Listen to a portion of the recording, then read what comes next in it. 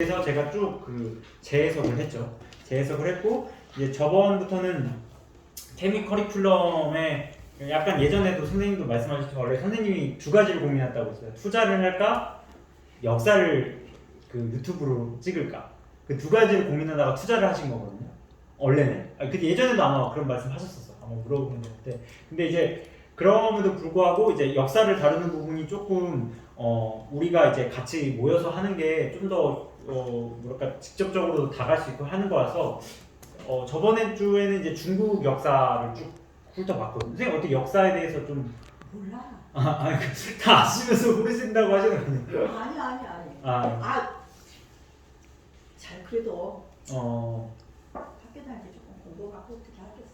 그래도 뭐 그래서 역사를 저번 시간에는 이제 중국 역사를 좀 봤었어요. 중국 역사를 뭐 지루했지만 이제 하나라 하원주부터 해가지고 마지막에 이제 중화민국 지금에 있는 중국까지. 그러니까 이 왕조만 이렇게 딱딱딱딱딱 해서 갔다 했는데 오늘은 이제 그 하나하나를 이제 뭐 깊숙이 판다기보다도 그 안에 있는 어떤 그 우리가 한 번씩 짚고 넘어가야 할 주제들이라든지 심리라든지 사고라든지 사유를 한번 보자 그런 의미에서 이제 갖고 왔고요. 그렇기 때문에 뭐 이 안에서도 중간중간에 우리 역사가 들어갈 수도 있고 중국 역사가 또 들어갈 수도 있고 뭐 서양 역사가 들어갈 수도 있고 그런 개념도 같이 한번 공부해보면 좋을 것 같아서 준비해봤습니다.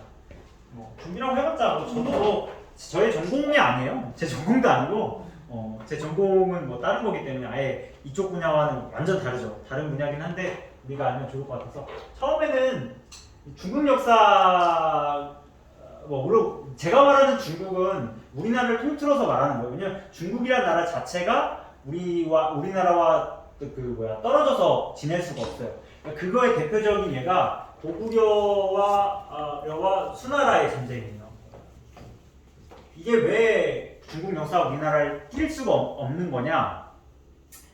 자, 중국이라는 나라가 참 특이한데 중국이 이렇게 있고 우리나라가 이렇게 있단 말이죠. 그럼 중국이 여기 통일을 해요. 그죠? 통일을 한단 말이에요. 항상 통일 왕조가 생겨요.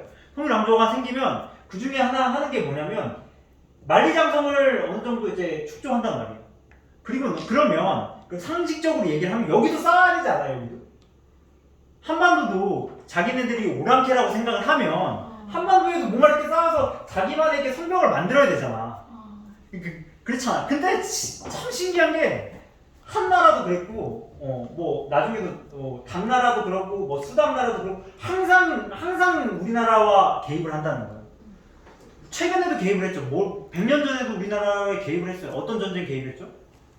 6.25에 개입하죠. 6.25에 개입을 해요. 왜? 중공군이 그 보지전 영화도 보고 하지만 중공군이 총도 없어서 피리랑 막대기 들고 내려오잖아요. 그 팽덕회라는 그 장군이 이제 김일성하고 내려온다. 그래서 우리가 일사후퇴를 하잖아요. 그 여기 그 압록강까지 건너지만 내려온단 말이죠. 그러니까 우리나라는 항상 중국과 밀접하게 연관이 있다. 그러니까 만리장성을 우리 쪽은 쌓지 않는다. 그렇기 때문에 중국 역사는 우리나라 역사가 될 수밖에 없고. 그러니까 어떻게 보면은 다른 나라는 그럼 되긴 한데 베트남 같은 경우에는 베트남도 남북전쟁을 하잖아요. 그때 중국이 참전했을까 안 했을까요? 안 해요. 안 해, 이게. 이제는 안 한다고. 이유는 모르겠지만 물론 이때도 여기는 참 웃긴 게 우리나라가 김일성이 요구를 하긴 했어요. 서로 커뮤니케이션이 됐어. 그래서 우리 도와달라고 했긴 했는데 베트남 때는 호치민이 거부했어. 그런 것도 있었지만 그럼에도 불구하고 중국이 호치민이 거절했다고 안 가나? 김일성이 요구 안 했다고 안 갈까요? 아니란 말이야. 그때 당시 중국도 못 살았어. 엄청 못 살았어. 전쟁이 국공내전이 끝나가지고 얼마 지나지 않았어. 그런데도 불구하고 우리나라한테 몇십만 대군을 끌고 온다? 그런 거의 관점에서 볼 때 중국 역사와 우리나라 역사는 절대 떨어질 수 없다.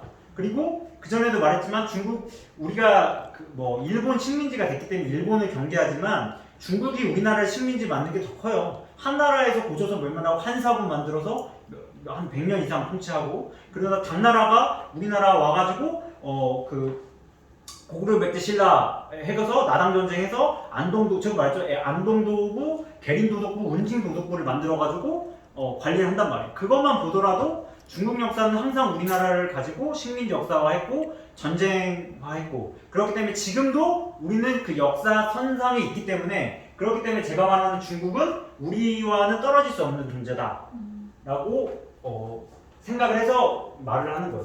어떻게 이해되셨나요? 혹시 공감이 안 되거나 아니 뭐 중국은 중국이고 우리나라는 우리나라다 해도 돼요. 해도 되기 때문에 한데 이런 어떤 역사를 보면은 굳이 왜 수나라가 그렇게도 잘 통일을 했음에도 불구하고 고구려를 쳐들어갔느냐라고 볼 때면 항상 늘 우리는 중국 역사가 같이 있다. 그렇기 때문에 일단은 이 동아시아에서 가장 강대국에서 이런 세 나라가 있죠. 중국하고 우리나라도 이제 한 마리 영어로 우리는 이제 대한민국 있고 그 다음에 일본이 있어요. 중국 역사를 하는 거예요 이게. 그러면 뭐부터 시작할 것 같아요? 역사의 시작이. 그러니까 물론 역사라는 표현이 좀 애매할 수도 있지만 뭐 처음의 시작 어디서부터 시작할 것 같아요? 세 나라의 공통점. 황하 문명부터 시작. 그치 황하 문명이지. 네. 황하 문명에서 이제 들어왔지. 그 문명이 처음에 이제 우리 인류사에게 항상 역사를 시작하면은 이거부터 나오게 돼 있어. 우리나라는 어떤 거부터 나오죠? 우리는 웅녀. 그치 그치. 우리나라는 뭐야? 단군. 이거 뭐야? 단군이 뭐 실제 했는지 아니지만 결국 단군 뭐라고 하죠? 신화잖아. 그러니까 역사의 시작은 늘 거의 신화부터 시작을 하더라고. 신화부터. 그러면 중국도 신화가 있겠고, 일본도 신화가 있을 거야. 그죠? 그걸 한번 이제 비교라기보다는 뭐 한번 세밀하게는 아니더라도 전체 윤곽을 가보죠. 그럼 우리나라는 어떤 신화가 있죠? 단군 신화가 있지만, 네. 단군 신화 있어. 그 단군 신화가 어떻게 줄거리가 어떻게 되냐고. 단군의 아버지가 그 웅녀 부족의 그 여인하고 결혼을 한 다음에 단군을 낳았어요. 그게 다야? 뭐 기억 안 나네. 아니 우리 개천전대 시잖아. 홍선은 어떻게 알고 있어? 하늘의 왕인 환인과 그 아들인 환웅이 환웅을 우리나라에 보내요. 그래서 우리나라에 보낸다. 너 내려가서 해봐라. 맞아, 너 정치 한번 해봐라. 그래. 이렇게 해서 보냈는데 그때 어. 풍백 운사를 함께 보내는 거죠. 맞아. 근데 얘가 이제 가르치고 있기 때문에 공부했기 때문에 아는 거야. 어떻게 보면. 그래가지고 이제 그 환이 이렇게 내려왔는데 그때 그 곰하고 호랑이가 와서 환웅한테 저도 사람이 되고 싶습니다. 저도 사람을 시켜주세요. 이렇게 해서 환웅이 그러면 쑥과 마늘을 100일 동안 동굴에서 먹기만 해라. 이렇게 했는데 호랑이는 몇십일 먹다가 나는 육식할 거야 하고서 고기를 먹으러 동굴 나갑니다. 그래서 결국 그것을 참아낸 곰은 웅녀로 사람이 딱 돼서 환웅과 결혼을 하죠. 그래서 나온 아이가 단군. 우리는 이제 맞아. 거기서 좀 여러 가지 디테일인데 뭐 환단국이라든지 뭐 그게 뭐 역사서가 아니냐 뭐 지금 미소라고 하지만 정확히 얘기하면 그러니까 모르겠어. 그러니까 홍서 이야기 맞는데 환인이 환웅을 보냈다라는 말도 있지만 이런 말도 있어. 환웅이 그냥 자기가 사는 천상계에서 뭐 천도복숭아 하나 따먹고 이렇게 잘 잘 살는 것보다도 여기 아래에 있는 인간 세계를 가고 싶었던 거야. 이게 좀 느낌이 다르거든. 얘가 얘를 보냈다라기보다는 자기가 사는 세계보다도 내려가고 싶다는 거지. 내려가고 싶다는 거지. 그거였다. 맞네. 자기가 그러니까 내려가고 싶은데 아까 말한 것처럼 운사, 우사, 뭐 바람을 다루는 신, 뭐 물을 다루는 신 이런 신들이 타고 내려왔다. 내려와가지고 가보니 너무 야만적인 거야 사람들이. 야만적인 거야. 그러니까 이게 야만적이라는 게 뭐 나쁘다는 뜻이 아니라 룰도 없고 그 시족 사회인 거지. 그래서 이 사람들에게 360가지, 뭐 지금 365일을 360가지를 가르쳐줬대. 뭐 이렇게 뭐 창을 만드는 거라든지 물고기를 잡는 거라든지 뭐 불을 쓰라는 거라든지 이런 거 알려줬다는 거야. 그걸 알려주니까 그 중에도 곰하고 호랑이가 이제 온 거야. 와서 저희도 사람이 되고 싶습니다. 했는데 그러면 마늘과 쑥을 먹어라. 얼마나 쑥스럽겠어, 그치? 동굴에 가가지고 들어올 때 소주보다 마늘과 쑥을 먹어라.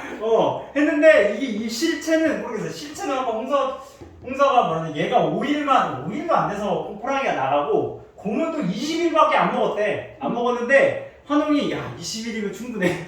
그러니까 사실 100일을 할 생각이 없었던 거야. 100일을 할 생각이 없고 20일 만에 해가지고 이제 곰이 이제 웅녀가 됐고 그 웅녀가 이제 또 환웅이 부인이 여럿이 있는데 그 여럿 중에 한 명이 또 된 거지. 돼서 나와서 이제 서자지 어떻게 보면 서자니까 이게 튀어나와서 우리나라를 세웠다라는 게 우리 이게 단군 신화의 전체니까 몰라 이게 뭐 정확하진 않지만 보편적으로 이렇게 그러니까 일반적으로 이렇게 알려져 있다고 해요. 이게 이제 우리 신화가 한번 짚고 넘어가. 우리가 그냥 뭐 단군 할아버지가 세웠대라고 하고 뭐 그 단군 할아버지가 뭐 아사달인가 뭐 거기에다가 이제 뭐 도읍을 정하고 나왔고 그리고 이 환웅이 내려온 산이 아직도 묘양산, 태백산, 백두산 이 셋 중에 하나래. 그 신성진이라는 산 중에 뭐 그런 어떤 에피소드가 있어. 근데 여기에서 다른 좀 맥락은 또 다른 나라의 신화와 좀 다르게 어떤 게 좀 느껴져요? 우리나라 신화. 우리나라 신화잖아. 근데 이제 우리가 아는 다른 신화도 뭐 중국 신화, 일본 신화 모르지만 뭐 그리스 로마 신화나 이런 걸 보면 우리나라 신화 뭐가 다른 게 느껴져요? 곰하고 호랑이가 나왔어. 그렇지, 그것도 나왔지, 지금. 그것도 있지. 근데 재밌는 게 이제 인간을 만들진 않아. 그러니까 다른 신화들은 인간을 만들거든? 그러니까 앞으로 중국과 일본을 볼 텐데, 중국과 일본은 인간을 만들어.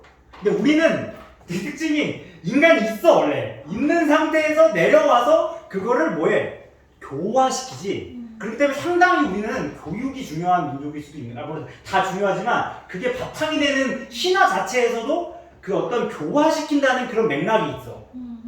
그래서 지금의 대한민국 부모님들 교육, 북한도 만만치 않아요. 그 교육열이. 그러니까 그런 것들이 이제 내재되어 있는 신화성 문명이 있는 거지.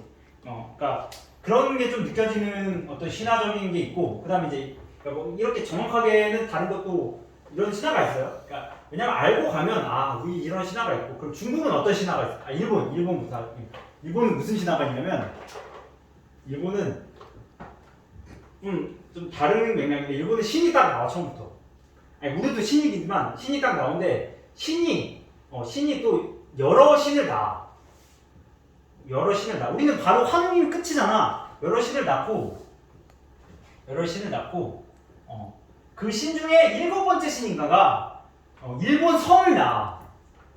일본 섬을 낳아. 근데 이게 되게 심각한 이야기야. 우리는 지금 이거를 아니 뭐 그럴 수 있지. 근데 일본은 진짜로 믿고 있는 사람들도 있어. 이거를. 실질적으로 우리 단군 신화 있잖아요. 단군 신화. 이 신화가 어디까지 먹혔는 줄 알아요? 이 말이? 이게 진짜라고 거의 뭐 진짜는 아니죠. 우리는 지금 이거를 뭐 신화라고 생각하지만 그때 당시엔 신화란 말도 없고 우리가 단군의 자손이다라고 굳게 거의 믿었던 게 조선 말기에도 이게 거의 사실적인 것처럼.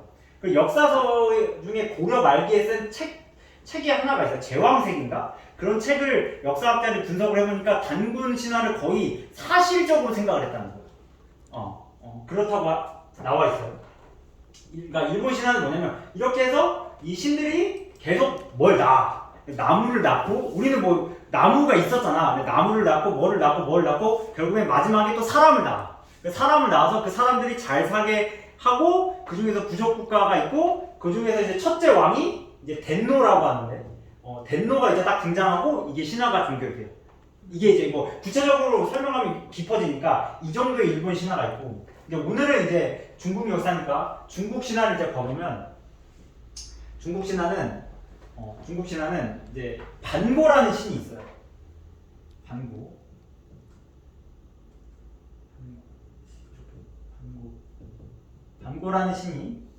반고라는 신이 누워 있다가 갑자기 잠이 깹니다.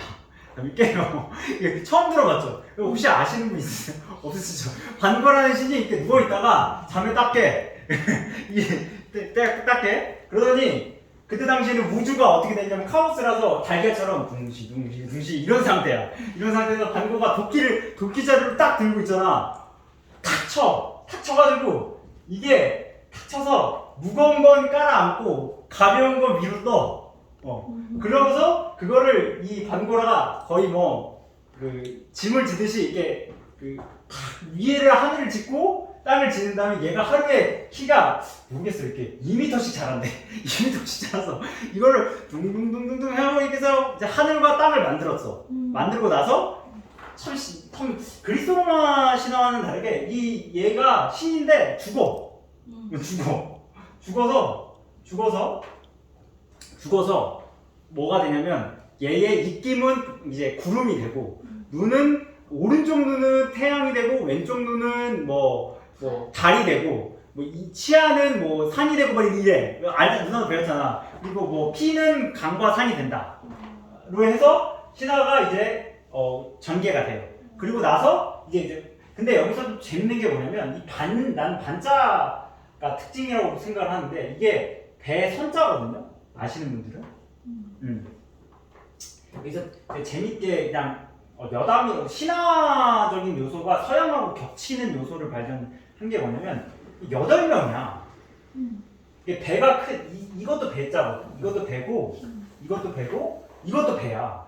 똑같은 배야. 근데 8명이 타면 왜 큰 배지? 그러니까 우리가 왜 굳이 8팔자가 들어가고 여기 이 9자다. 우리가 배는 배인데 굳이 왜 8명이 타야 큰 배냐는 거야. 그럼 이게 서양에 어떤 공통점하고 있는지 내가 생각을 했더니 서양에서 가장 큰 배가 역사성에서 어떤 거죠? 노아의 방주. 노아의 방주야. 맞아. 신화 중에. 노아의 방주에 사람이 몇 명 탔을까? 800명. 800명. 사람 그래서 8명. 아세요? 8명이 타. 뭔가 있다는 거지, 이게 한자가. 그러니까 그 당시에도 동서양이 왜 8명이냐면 노아의 방주의 특징이 뭐죠? 남수가 같이 탄다는 거거든. 그러면 노아가 탔으면 노아의 누가 타? 처가 타. 그치? 그러면 노아가 또 아들이 몇 명이야? 3명이야. 그 3명마다 누가 있지? 와이프가 있잖아. 근데 그 당시에 처가 한 명은 아니었을 것 같은데. 근데 그 신화책엔 그렇게 나와. 아, 네. 그러면은 동물들도 그렇게 태우면 안 돼.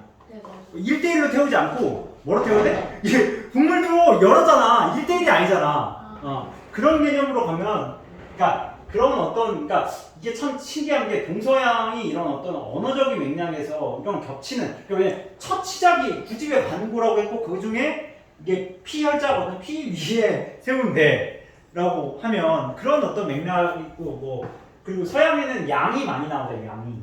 양이 신에 많이 나오는데 근데 우리가 한자 중에 이런 한자가 있거든요. 이런 한자 뭐지? 정확히 내가 이게 정확해야 되니까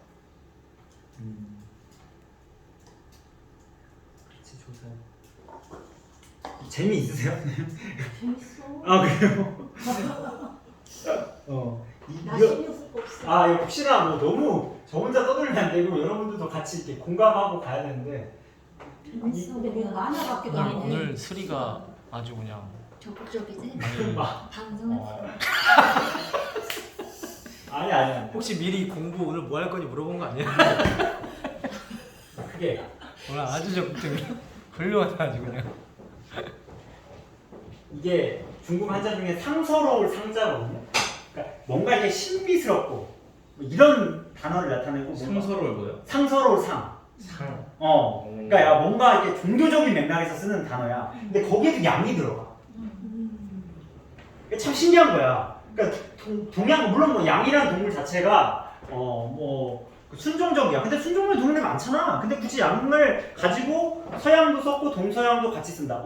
재물. 그러니까 제물로 쓴다는 얘기지. 그러니까 그런 의미에서 그 동서양이 항상 분리돼서 신화가 존재되는 거 아니다. 뭐 그런 맥락에서 들 수가 있는 거지. 그럼 이런 것들도 이제 그렇게 이제 반고가 우리나라 신화는 여기. 근데 이게 뭐 이런 신화들을 알면은 왜 이런 신화가 아직까지도 내려올까요? 인간이 항상 자기의 근원을 알고 싶어하는 욕망이 있는 것 같아요. 그렇죠. 그것도 있지. 내가 어디서 왔는지. 근데 내가 어디서 왔는지는 되게 상당히 비과학적이잖아. 근데도 지금도 이제 어떻게 보면 그러니까 그 근본 그러니까 뭐냐면 이 느낌이 들었던 거는 어떻게 보면 백성들한테 그 당시에 이 신하라는 게 백성들한테도 먹혔던 거예요. 그러니까 우리가 이런 사람이다. 이게 나중에 재밌는 게 이 신화가 쭉 가면 중화사상까지 가요. 중화사상까지 가.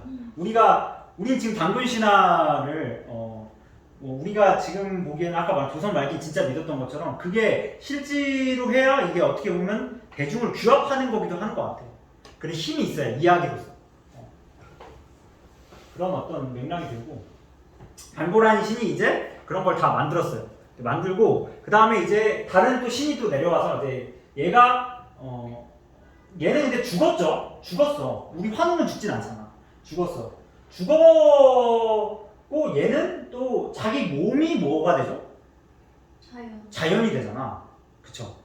근데 그리스 로마 신화는 그러니까 성경은 그런 말이 아니잖아. 그냥 하나님이 뭐가 생겨라 하면 생겼잖아. 그리고 이제 안식일을 갔는데, 그럼 이게 어떤 맥락에서 그 관념이 가져오냐면, 우리나라의 그 유교 철학 중에 되게 대표적인 서적 중에 하나가 대학이거든요. 대학에 뭐가 가장 포커스 됐죠? 가장 우리가 많이 하는 단어가? 학이야? 대학의 가장 중요한 말 중에 하나가 수신제가 치국평천하거든요.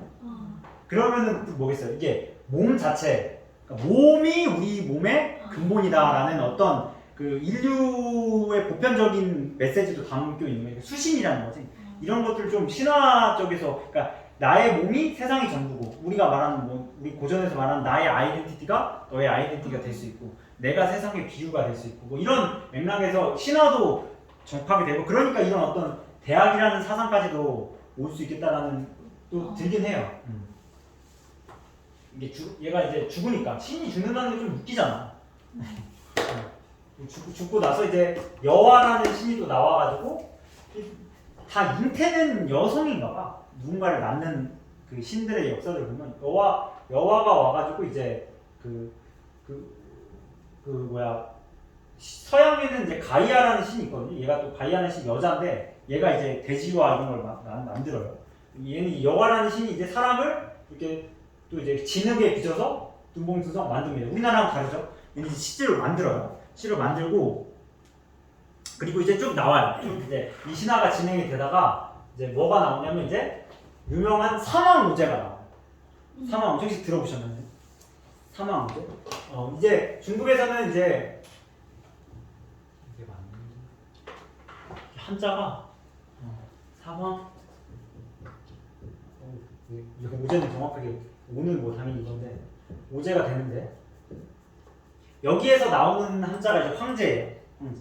이제 사망오제가 나오는데 그 중에 이제 3명의 왕이 이제 수인씨, 복희씨, 신농씨가 나와요. 들어봤죠? 얘네들이 나오는데 근데 이게 이제 고대에는 지금 중국이 이런 애들을 실제로 존재했다라는 작업을 하고 있어요. 실제로. 근데 이게 말이 안 되는 게 얘네들의 사진을 보면 옷을 입고 있어. 이게 무슨 말이냐? 그 당시에 그런 옷이 나올 수가 없어. 이렇게 목에 옷이 치장돼 있고, 지금 안 써. 내가 아는데 나중에 기록을 보면 나중에 한번 쳐보세요. 수인씨, 복희씨, 신농씨를 인터넷에 쳐보면 상당히 고급스러운 옷을 입고 계셔. 근데 불가능하잖아. 그 당시에 내가 보기엔 주먹도끼 시절인데 무슨 가락바퀴 시절이고 그 시절에 그런 옷을 입는다? 그게 사실 역사적으로 어렵거든요. 근데 그걸 진짜 실제로 하고는 있다고는 해요. 그리고 걔네들이 수인은 이제 불을 가리키고 복희는 이제 목축과 사냥, 신농씨는 농사를 가르친다고. 그러니까 이게 기본적인 거죠. 기본적인 거고 그 중에서 이제 중국은 우린 당군의 자손이지만 중국은 무슨 자손이냐면 황제의 자손이라고. 그렇기 때문에 걔네들은 노란색이 되게 좋아해요. 그래서 중국 국기는 빨간색 중에 별이 노란색이잖아요. 미국은 하얀색이지만 그런 것처럼 걔네들은 노란색에 그래서 거기의 황제와 여기의 황제는 달라요. 그 황제란 사람이 있어. 그 황제란 사람이 이제 뭘 알려주냐면 음양오행을 알려줘요. 그때부터 이제 음양오행, 역법 이런 게 이제 되는 거고 그래서 그때가 이제 시초라고 하고 이제 그 오제 중에서 이제 쭉 나가는 게 이거 전욱, 제곡 나가지만 마지막쯤에 왕이 오제 중에 오제가 이제 높은 거예요. 그러니까 제가 어떻게 보면 큰 그런 왕이라고 보면 돼요. 큰 왕. 그중에 요순이 나와요. 요하고 순이 나와. 요순 임금은 들어보셨죠? 요순 임금이 나오는데 전설이라 뭐 기록을 갖고 나올 것 같아. 이렇다는 것만 이제 알아주시면 돼. 요순이 나오는데 자, 이 요순에서 이제 특징이 뭐냐면 요순이 어떤 시대로 알고 있죠, 우리가? 좋은 시대. 그 좋은 시대. 여순 시대인데. 그렇죠. 요순 시절 말리잖아요. 이게 진짜 그럼 이제 우리가 4대 문명은 뭐로 기점을 보죠? 뭐 티그리스강 그런 그러니까 티그리스강, 유프라테스강, 뭐 나일강, 인더스강, 뭐 강이 문제가 강이야 강. 그러면 강 중에서 제일 긴 강이 이제 나일강이거든. 나일강. 근데 나일강이 왜 좋은 땅이라고 하죠? 주기적으로 범람을 하거든. 범람. 근데 이제 이게 범람의 수준이 이제 어떻게 보면 좀 차이가 나는데 그냥 뭐 비옥하게 범람을 하는 거야. 그러니까 피라미드 같은 것도 지을 수 있을 정도로 문명이, 그러니까 피라미드 지었을 시기가 우리가 아주 먼 옛날이지만 그 먼 옛날도 갭이 있잖아. 피라미드 지었을 시기가 그 연도는 아니지만 어떤 느낌이 들어요? 그때 기원전이죠. 그렇지, 기원전이니까. 그럼 청동기로 생각하지. 네. 네. 메머드가 살았어요. 메머드 알죠? 지금 그 메머드 엄청 큰 메머드가 살았을 시절이라 생각하면 돼. 수수께예요? 거의 그런 급이지. 그러니까 높아, 상당히 연대가. 우리가 생각하는 것처럼 에이 뭐 다 고대는 고대지라고 생각하는데 고대도 갭이 있어. 그러니까 근데 이제 또 재밌는 게 이게 얼마나 또 이게 여러 가지 썰 중에 하나가 계속 가끔 생겨나는데 우리나라 조선시대 사람이 갔어. 조선시대 사람이 이제 우리나라도 이제 전국 일주를 해요. 돈을 가지고. 그 중에 한 명이 이제 이완용이기도 해요. 가는데 이제 피라미드를 딱 본 거야. 피라미드를 보는데 그때 당시만 해도 피라미드가 어떤 느낌이냐면 큰데 이제 사람들이 뭐 왕조도 없고 서양 사람들이 이제 피라미드에 올라가. 지금 피라미드에 못 올라가는데 올라가서 사진 찍고 해. 실질적으로 유튜브에서도 올라가면 안 되는데 올라가는 영상도 나오기도 하거든. 불법인데. 근데 그때 당시에 우리나라 사람들도 그런 거야. 가이드가 와가지고 엄청 올라가 보세요. 근데 우리나라 조선 사람들은 뭐라고 했을까? 하늘로 올라갈 수가 없다. 네. 계급이 있어. 계급? 가야 될 길이 따로 있어. 이게 얼마나 관념이 정말 그러니까 관념이 무섭다기보다는 그 관념이 세계관이라는 게 이런 말을 해요. 딱 조선 사람들 가가지고 아니 천안 백정의 무덤도 함부로 올라가지 않는데 어떻게 왕의 무덤 올라가냐. 이게 왕의 무덤인데 우리가 어떻게 백정도 무덤을 함부로 하지 않는데 어떻게 그냥 안 올라가요? 우리 보고만 가. 애들 이런 썰이 있어요. 우리나라 조선 사람들도 봤어. 그러니까 이런 어떤 것도 있고 이렇게 세놨는데 범람을 했어요. 그러면 이 범람도 우리가 이유를 찾아야 된다. 그러면 황하강도 뭐겠어요? 범람을 할 수가 있겠죠. 그렇죠. 그러면 얘를 가지고 태평성대를 이야기해야 논리적이지. 그냥 요순 시대는 그냥 사람들 다 좋았어. 도둑질도 없고 뭐 아무것도 안 지켰어. 이게 아니라 황하강이 그럼 어떻다? 이게 그때 당시는 범람했다. 그러니까 범람을 했지. 그러니까 범람을 오히려 안 했다는 거야. 왜 그러냐? 그런 우리가 이제 가봐야 아는 건데 나일강은 뭐 그때만 다르겠지만 나일을 모르겠어. 황하강이라고 하는데. 중국은 한자가 물을 나타내는 게 큰 물을 나타내는 게 세 가지거든요. 하나가 바다 해죠. 세 분이 이 해자를 쓰잖아요. 네. 그 다음에 작은 단위가 호수. 호수는 뭐죠? 물을 써요. 가운데 있는 개념이 또 있어. 그게 바로 하야, 하. 이거야. 한자 중에. 이게 왜 하냐? 왜냐면 황하강이 어떤 느낌이냐면 하도 넓어서 그 안개가 많이 끼는 거나 기상이 안 좋으면 끝이 안 보여. 이게 호수 강은 아닌데 그렇다고 바다라고 하기에는 엄청 커. 그러니까 하의 개념이 나오는 거야. 그래서 중국 한자에서 하가 나온다 그러면 황하강을 뜻해 대부분. 그러니까 그 정도로 크다란 얘기야. 근데 지금도 중국에서는 위성이 발달하고 하지만 황하강이 범람을 하면 보도를 하지 않아요. 언론들이. 왜? 그 왜 그럴까요? 치명적이야. 치명적이라서 하늘이 노했다고 생각해요. 그러니까 뭐야? 임금을 바꿔야 돼. 그렇기 때문에 뭐야? 관리자 입장에서는 함부로 그거를 이렇게 세우면 안 된다. 그래서 중국은 아직도 황하의 범람을 해도 그렇게 대서특필되지 않아. 왜냐면 지금 정치가 잘못됐다고? 아니면 우리는 다뭐 기억님도 알지만 중국은 아직도 글자 모르는 쓰는 사람도 많고 하니까 그 자체를 하늘이 놓였다고 생각하는 사람도 많다는 거예요. 그래서 황하강이 이렇게 있으면 얼마나 땅이 비옥하냐면 지금도 황하강이 농사를 잘 지으면 중국 14만 인구가 다 먹고 잘 살 수가 있어. 근데 얘가 한 번 범람하면 어느 수준이냐? 여기 그냥 메워버려.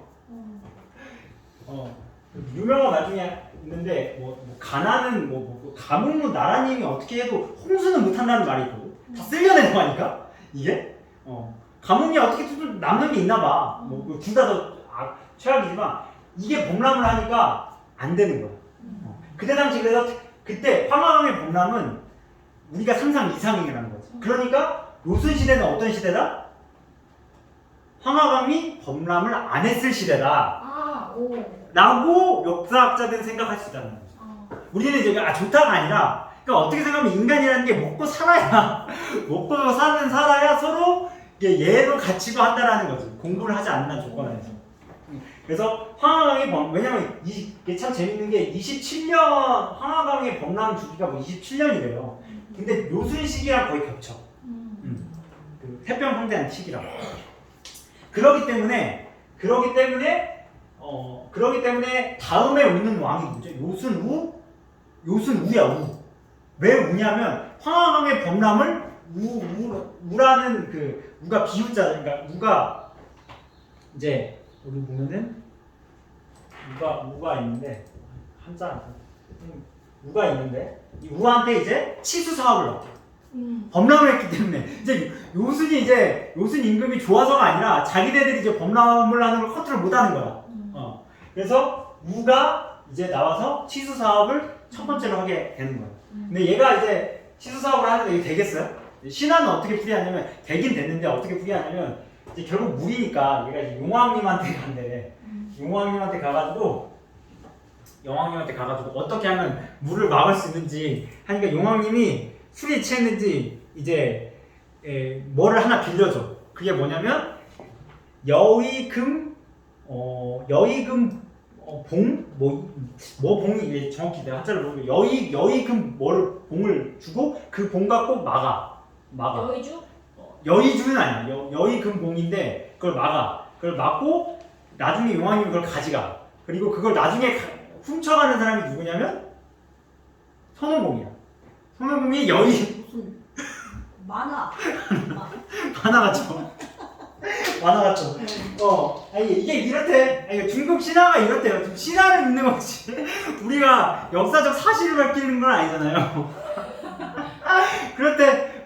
그렇대. 그래서 그 여의주, 그러니까 용왕님이 그 준 여의봉을 가지고 댐을 막고 그걸 용왕님이 다시 가져가서 나중에는 그걸 선호공이 가져간다. 라는 말이 있어요. 그러니까 그렇대. 그렇게 해서 이제 치수 사업을 하고.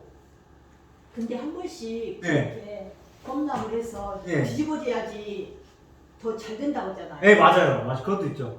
영양소. 그러니까 근데 이제 뒤집어지는 순간 나는 싫잖아. 나는 싫은 거지. 나만 살고 다 뒤집어지면 돼. 그러니까 이제 그게 근데 그게 그때 당시는 뭐 지금이니까 뭐 이렇게 교통수단이 발달돼서 나만 강 건너 물구경을 할 수 있지만 내가 왜냐면 여기가 비옥한데 여기를 또 떠나서 산다? 안 되지. 그러니까 우리 60년대만 해도 어떤 노래가 나오냐면 이미자 씨가 부르는 선마을 아가씨가 나와요. 이게 왜 나오냐? 60년대만 해도 선마을 아가씨가 서울에서 어떤 그 선생님이 와. 그 선생님이 너무 좋아. 근데 그 선생님 보고 떠나지 말고 선마을에 남으라는 가사야. 아시나요? 이게 선마을 선생님 아닌가? 선마을 선생님 맞아요. 네. 그러니까 정확히 제가 기억이 안 나는데 그 뜻은 뭐야? 나는 이 성을 떠날 수가 없어. 네가 서울에 가면. 그 뭐야? 60년대만 해도 난 내가 있는 곳을 지키는 거야. 그때도 그래서 지금도 그때도 이때는 더 심했겠지. 선생님이 안 데리고 간 거 아니야? 안 데리고 간 거지. 그냥 노래를 부른 거야. 그러니까 무슨 꽃도 있냐면 이미자 씨가 부른 노래 중에 동백꽃도 있어. 동백꽃은 언제 떨어져요? 겨울에 떨어져. 그래서 동백꽃이잖아요. 그래서 동백꽃은 꽃잎이 떨어지는 게 아니라 꽃 봉오리가 떨어져. 그래서 끼를 부리지 않는 꽃으로 유명한데, 그러니까 정조를 지키니까, 그러니까 뭐냐면 한 남자만 좋아한다. 한 남자를 좋아하기 때문에 한 곳에 머무를 수밖에 없겠지. 그 당시에 감정이 그렇다는 거야. 그러니까 이때는 더 했을 거니까 그때와 같이 이게 자기가 사는 곳을 피하기가 어렵다는 거야. 그러니까 이게 하여튼 우리 요순 시대를 이렇게 한번 해석해 보자라는 거예요. 우리가 그냥 요순 시대가 좋았다라기보다도 우리가 문명이 강으로 시작했기 때문에 그 강을 어떻게 해석하느냐에 따라서 그게 태평성대한 거를 해석할 수 있다. 근데 이제 나이 가면 주기적으로 그러니까 범람의 수준이 다 다르나 봐. 그런 어떤 신하면서도 되게 뭐 어떨 때는 뭐 여의봉이 나오고 어떨 때는 또 이렇게 뭐 되는데 이런 어떤 그 강을 떠나서 살 수가 없다.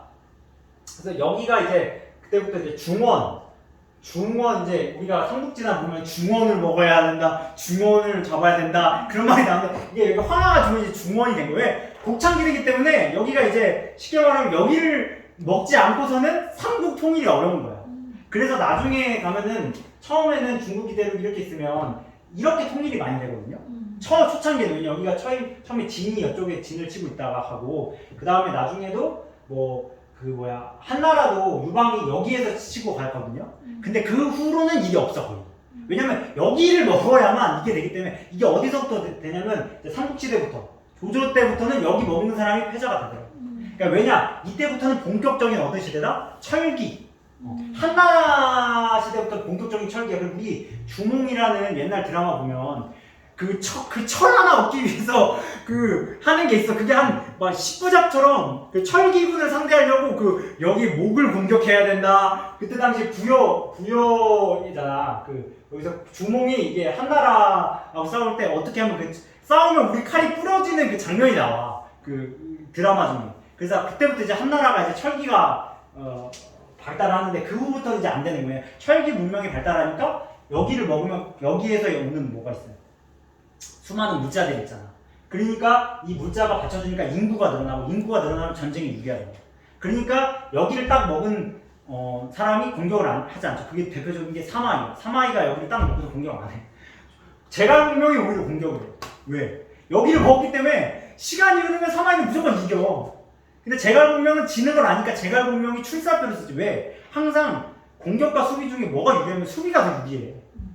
수비가 유리하기 때문에 어쩔 수 없이 제갈공명은 출사표를 쓸 수밖에 없고 사마이는 그냥 지키는 거야. 안 싸우고 지키는. 그래서 사마이랑 싸울 때도 가장 했던 게 뭐냐면 사마이가 너무 안 싸우니까 제갈공명이 여자 옷을 보내잖아.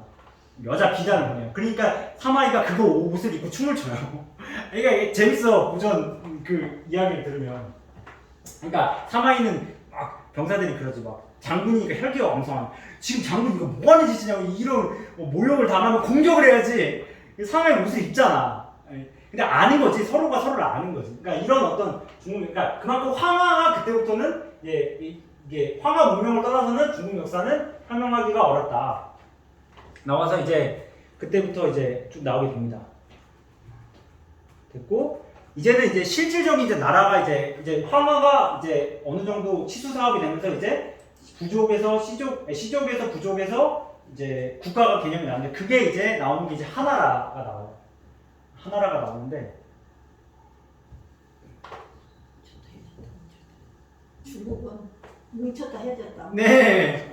중국은 그렇죠. 근데 중국의 특징이 뭐냐 뭉칠 때는 중국 인민을 먹여 살릴 수 있어야 뭉치고 중국 인민을 못 먹여 살린다 그러면 바로 분열이야. 그러면은 지금은 중국이 쪼개질 때가 됐나? 그건 아니 뭐건 뭐죠. 중국 지금 너무 잘 먹는데? 그러니까 중국 사람들이 이제 뭐 어떻게 보면 중국도 고령화예요.